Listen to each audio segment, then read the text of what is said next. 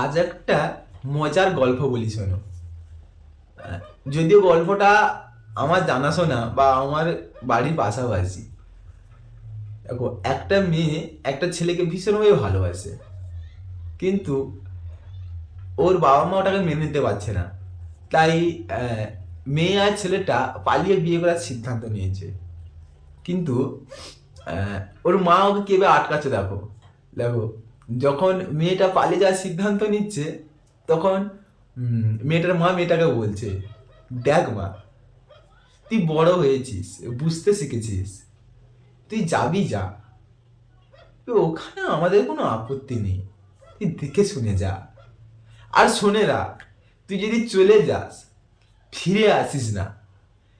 যদি ফিরে আসিস, তোর বাবা মার মুখটাই দেখতে পাবে না।